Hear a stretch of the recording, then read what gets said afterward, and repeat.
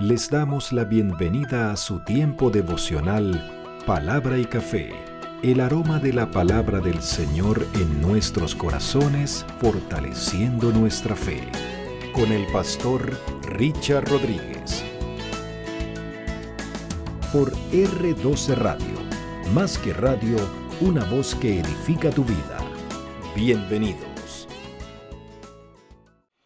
Para hoy, mis amados, para hoy en Palabra y Café, dice de la siguiente manera: Señor, mi salvación viene de ti. Estamos en nuestra temporada Clama a mí y yo te responderé. Estamos tocando el tema de la oración, sí, revisando las oraciones que hay en toda la Biblia, una muy hermosa tabla que los editores y los biblistas de la edición Reina Valera de 1995 colocaron allí como una de esas tablas de ayuda pedagógica extraordinaria. Y tienen esa lista y la vamos ordenando en orden de los libros, pero también llevando la línea histórica, como lo hemos dicho, la línea histórica del pueblo de Israel en el Antiguo Testamento, y cuando lleguemos al Nuevo, pues, de nuestro Señor Jesucristo y de la Iglesia y de los apóstoles. Allí tendremos ese orden, pero vamos revisando la oración o estas oraciones con el propósito de motivarnos a orar, que podamos valorar, comprender el valor que tiene tan significativo y trascendental la oración, la comunicación con nuestro Padre Celestial. Es algo vital, es algo vital. El sentido de vida, el propósito de vida, el tener una vida plena, repito, con sentido y con propósito, va a depender en gran manera de la vida de oración que llevemos. ¿Qué tanta oración tienes en tu vida o practicas en tu vida? ¿Qué tan llena, fructífera es tu vida? Así de sencillo. O si practicas poco la oración, si poco te comunicas con el Señor, muy vacía y sin propósito tendrás tu vida. Puedes tener mucho dinero, puedes tener muchos logros académicos, puedes tener muchas propiedades, fama, reconocimiento, poder, pero tu vida indefectiblemente será una vida vacía, porque el único que puede dar sentido de vida es el Creador, nuestro Padre Celestial, en el poder de su Espíritu Santo, con su Hijo Jesucristo, es el único que puede darnos ese sentido de vida. Y la oración, por supuesto, es el medio para allegarnos hasta Él. Lo he dicho así de largo y sentido, así que un café por eso, un café por eso. Si ven, lo que les digo es en serio. Esto no dura mucho, no dura mucho. Y vamos. Estamos en el tiempo de los profetas. Y hoy corresponde el profeta Jonás. No podía faltar Jonás. Bueno, Jonás no está aquí, está Raquel, está Shui, mi cuñado. Raquelita es mi hermana. Está aquí con nosotros conectada, pero Jonás no lo vi que llegó por allí. A lo mejor sí, pero no lo vi. Nuestro amado hermano Jonás. En orden de nacimiento sería Lino, el mayor. Luego sigue Raquel, luego sigue Jonás, luego sigue este servidor y luego sigue nuestra hermana menor Grenna. Así está el orden de Lino y María, nuestros padres. Así que a Jonás siempre lo recordamos por el profeta Jonás. No le gustaba a él que le cantaran aquel coro que dice: Jonás no le hizo caso a la palabra de Dios y por eso al mar profundo la gente lo tiró. Y vino un pez muy grande y plum, se lo comió. Pero bueno, Jonás lloraba con esa canción. Nos acordamos de él. Y esa canción resume la vida del profeta Jonás. Así de sencillo. El profeta Jonás lo llama el Señor y le dice: ve a predicar a Nínive. Y Jonás dice que no. Y toma la dirección contraria, diametralmente opuesta a la dirección de Nínive que le había dicho el Señor que fuera. Él se fue para el otro lado, alejándose de la presencia de Dios porque no quería ir a Nínive. Entonces, nos han dado claridad biblistas y expertos en el Antiguo Testamento de por qué Jonás no quería ir a Nínive. Y claro, Nínive era la capital del imperio asirio, y el imperio asirio era de los más nefastos, violentos y terribles que haya existido. Y además de esto, era un enemigo acérrimo de Israel, que siempre estuvo acosando a Israel para conquistarlos, para pedirles impuestos, para imponerse sobre ellos. Y el profeta Jonás lo sabía, de allí que esta propuesta también viene o sirve para fechar el ministerio del profeta Jonás, que indudablemente tendríamos que ponerlo antes del 722 a.C., cuando Samaria y el reino del norte, las 10 tribus de Israel, fueron destruidas y dispersas por el imperio asirio. Entonces, unos dicen que esto fue antes de, otros dicen que fue después de la destrucción, porque con la destrucción pues el profeta quedó muy herido por la invasión y por todo lo que había sucedido, de manera que hay esas discusiones, no es nuestro tema hoy. El asunto es que Jonás no quería ir y tenía sus razones. Pues Jonás llegó a decir, aquí entre nos, pues si Nínive se va a salvar por la predicación mía, yo no quiero que se salve. Y entonces no lo voy a hacer, no se van a salvar, no quiero que se salven, me voy para otro lado. Por mí, que se vayan al infierno. Y se fue para el otro lado. Enojado, resentido, no quiero hacer lo que el Señor quiere mostrar. Si el Señor quiere mostrar misericordia y gracia con una gente que no es el pueblo de Él y que merece la muerte, conmigo que no cuente. Yo no voy a hacer eso. Y el profeta no quería entender, así como le fue difícil a Israel entender que Dios era el Dios de toda la tierra y que su amor y su misericordia abarcaba a todas las naciones y que Israel había sido puesto para llevar luz y verdad a todas las naciones, para llevar la salvación a todas las naciones. No lo entendieron y entonces allí estaba representado Israel con Jonás yendo al otro lado. Y, por supuesto, cuando agarra el barco, conocemos nosotros la historia, cuando Jonás toma el barco para irse a Tarsis, totalmente diferente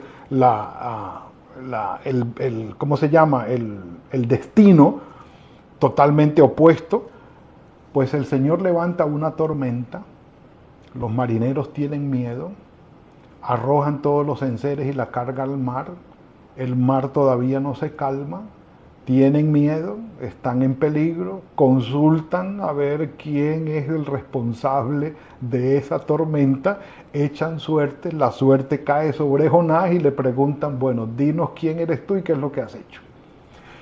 Y efectivamente Jonás les confiesa, yo soy hebreo, estoy huyendo de la presencia del Señor, Él me mandó para un lado, yo voy para el otro, y tenían más fe los marineros que Jonás mismo, que el mismo profeta. ¿Y qué es lo que has hecho?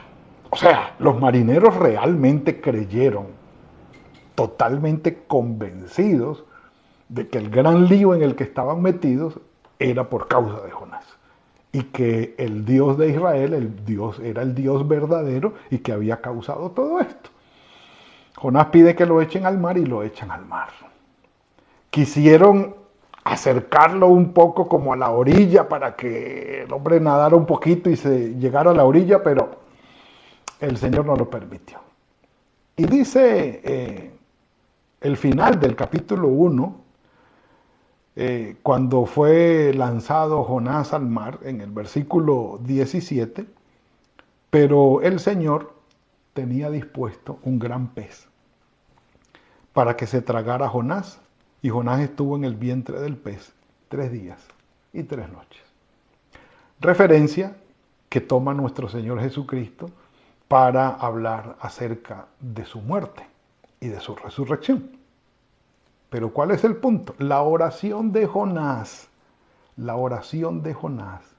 sucede dentro del pez. Increíble, inverosímil, milagroso, sobrenatural, algo que no cabe en nuestra cabeza. ¿Cómo es posible? No sabemos. La Biblia está llena de esas cosas. Pero lo que es imposible para los hombres es posible para Dios. Y no solamente eso, hay muchísimas otras cosas, hasta volver de la muerte a personas que por supuesto ya habían fallecido, resucitarlos. Así que si hablamos de cosas inverosímiles, increíbles, impresionantes, sobrenaturales, pues la resurrección es una de ellas y se da también, por supuesto, en el Antiguo Testamento. Jonás dentro del pez ya no tenía más para dónde ir. Ya había tocado fondo, llegó al máximo de su desobediencia y de las consecuencias de su desobediencia, clama al Señor.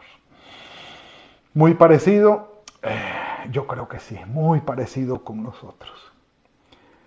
Pudiéramos decir que peleamos con Dios, desobedecemos, vamos en contravía, hacemos egoístamente lo que queremos, tomamos nuestras decisiones, nos enojamos y buscamos, pataleamos y hacemos de alguna manera, queremos hacer lo que queremos hacer hasta que nos encontramos en el vientre del pez. Ya no tenemos para dónde ir. Y allí sí le clamamos al Señor. Aún allí sabemos que el Señor tiene misericordia y ha tenido misericordia de nosotros. En una vida de errores, de malas decisiones, en una vida de actitudes egoístas, nosotros no nos caemos de la mano de Dios. Él está en control todavía. Él prepara un gran pez para nosotros. Aún allí, el Señor tiene el control, guarda nuestra vida y lleva los hilos de nuestra historia. Lo he dicho, un café por eso.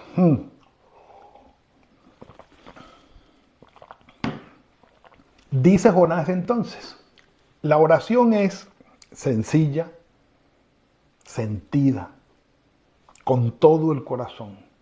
Si alguien derrama o ha derramado su alma y su petición, su corazón delante del Señor en oración, ese fue Jonás, estando en el vientre del pez. Ya no había más camino para su desobediencia y dice, invoqué, capítulo 2 del libro de Jonás, versículo 2. Entonces oró Jonás al Señor su Dios desde el vientre del pez y dijo, invoqué en mi angustia al Señor y Él me oyó. Desde el seno del Seol, del sepulcro, ya Él se veía muerto, clamé y mi voz me oíste. Me echaste a lo profundo, en medio de los mares.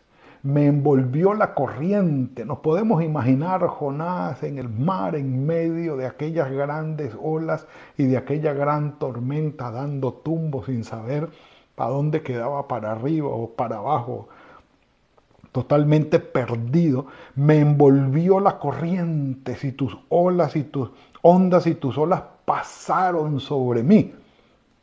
Exactamente, muy bien descrito. Entonces dije, Señor, hasta aquí llegué. Me desechaste. Delante de tus ojos me desechaste, pero da una expresión de esperanza. Dice, más aún veré tu santo templo. ¿De dónde sacó Jonás esta expresión de esperanza? No la sabemos. Esta línea de esperanza, no la sabemos, pero aún veré tu santo templo. Ahí estaba, en medio de la más profunda calamidad. Fruto de desobediencia, fruto de malas decisiones, en medio del golpe que se da contra el mundo, hay una luz de esperanza. Porque el Señor está en control. Al Señor no se le salen de las manos ninguna de estas situaciones. Las aguas, versículo 5, me envolvieron hasta el alma. Yo creo que tragó agua como él solo. Me cercó el abismo, las algas se me enredaron en la cabeza. El hombre estaba dando vueltas en el agua. Descendí a los cimientos de los montes, y esta expresión da a entender una antigua creencia, no muy errada, por supuesto, ni muy loca la propuesta, de que las grandes montañas o las grandes cadenas montañosas tienen sus cimientos en el fondo del mar. Y vamos a ver que los geólogos han dado esa propuesta y esa razón, y los que han investigado la conformación de las grandes cadenas montañosas del mundo han encontrado que eso no es nada más las montañas que vemos afuera, sino que en los litorales y en las montañas que están cerca del mar, estas se meten a lo profundo del mar y allí están sus cimientos. O sea que la cosa no estaba muy lejos de la verdad, o no estaba lejos de la verdad. Dice, las aguas me envolvieron, hasta el alma me cercó el abismo, el alga se enredó en mi cabeza, descendí a los cimientos de los montes, la tierra echó cerrojo sobre mí para siempre. Quedó atrapado. Por eso él dice que era como el Seol, era como el sepulcro. Mas tú sacaste mi vida de la sepultura. Una especie de resurrección o de volver a la vida. Señor, Dios mío, cuando mi alma desfallecía en mí, me acordé de ti, Señor, y mi oración llegó hasta ti, hasta tu santo templo. Mis amados, si en algún momento estamos viviendo, sufriendo las consecuencias de desobediencia y de malas decisiones, de decisiones egoístas, de malas actitudes, de malos caminos que hemos tomado en contra de la voluntad del Señor, no creamos que el castigo del Señor incluye cerrar sus oídos y cerrar su corazón para no escuchar nuestras oraciones. Eso no incluye el castigo ni la actitud del Señor. El Señor está dispuesto a oír, siempre. Así estemos en el más trepidando, en el lodo de lo más profundo y de lo más fangoso por nuestras malas decisiones, no importa. Allí el Señor tiene misericordia de nosotros y está dispuesto a escuchar nuestro clamor. De decirle, Señor, perdóname, perdóname y ayúdame. El Señor no se olvida de nosotros. Un café por eso.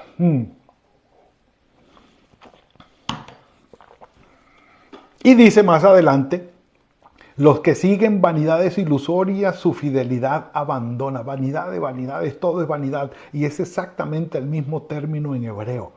Es decir, los que siguen propuestas que no son trascendentales, que son vacías en la vida. Y se ocupan de cosas vacías en la vida. Por ejemplo, de lo que es la estética, lo que es la fama, lo que es el poder, lo que es el dinero, lo que son las cosas materiales o las cosas efímeras de este mundo, que tienen una valía, por supuesto. Cuando están en las manos del Señor para servir para su reino, tienen una valía y eso es extraordinario. ¿Sí? Pero cuando lo tomamos como el centro de nuestra vida, se convierten en algo ilusorio, en vanidad de vanidades, como dijo el predicador. Entonces, los que nos centramos en eso, en el egoísmo, en actitudes y propuestas egocéntricas y nos olvidamos del Señor, abandonamos la fidelidad a Él. Y es ahí donde Él interviene. Y dice Jonás, mas yo, con voz de alabanza ofreceré sacrificios. Cumpliré lo que te prometí. La salvación viene de ti, Señor. Y dice seguidamente, entonces Dios le dio la orden al pez, el cual vomitó a Jonás en tierra, porque todo Absolutamente todo está en las manos del Señor y bajo el control de Él. Nada se escapa a su soberanía o de su soberanía. Y nosotros podemos estar confiados, aun que estemos viviendo las consecuencias de nuestra desobediencia, podemos confiar, no me he salido de las manos del Señor. Y aunque estemos sufriendo por esas decisiones malas que se tomaron, sabemos que el Señor está al control y va a tener misericordia de nosotros siempre y cuando lleguemos con una oración de arrepentimiento y pidiéndole perdón y ayuda. El Señor va a tener misericordia de nosotros. Mis amados, el hecho de que el Señor le haya dado la orden al pez, el Señor está al control de las circunstancias que tal vez están generando un sufrimiento en nosotros. El Señor está al control. Y cuando Él quiera le da la orden a ese pez, entre comillas, para que ya nos suelte, nos libere y sigamos adelante, bajo la bendición, la dirección y la voluntad del Señor. Mis amados, no despreciemos y tengamos muy en cuenta la oración de arrepentimiento, de confesión, de acercarnos al Señor y decirle: Señor, mi salvación está en ti. Ten misericordia de mí. Y la gracia del Señor, a través de nuestro Señor Jesucristo, nos traerá su salvación, nos traerá su redención y será para nosotros una nueva vida, un rescate por la bendición y la gracia de Él. Padre, gracias por este regalo que nos has dado hoy.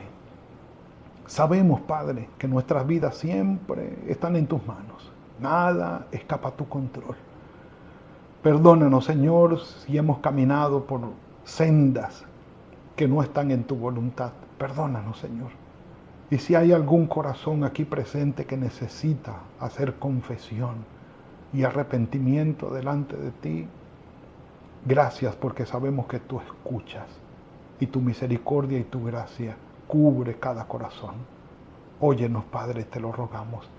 Ayúdanos y envía tu salvación, porque nada hay mejor que estar en el centro de tu voluntad, la cual es buena, agradable y perfecta. En tus manos está este día. Bendícenos, guárdanos el fin de semana que llega, que todo esté bajo tu bendición y cuidado. En ti confiamos y en ti esperamos, Padre, en Cristo Jesús. Amén y amén. Mis amados, ha sido la entrega de hoy. Le damos la gloria al Señor por esto, una bendición muy grande. Que el Señor bendiga sus vidas, el trabajo de sus manos, que sea fructífero en este día. Que este fin de semana podamos congregarnos, ir a la iglesia con la bendición del Señor, edificar nuestras vidas, tener fraternidad entre nosotros, y nos veremos el lunes, si el Señor así lo permite, en otro tiempo de palabra y café. Que el Señor los guarde.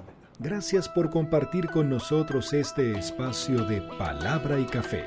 Hasta una próxima oportunidad por R12 Radio. Más que radio, una voz que edifica tu vida. Que Dios les bendiga.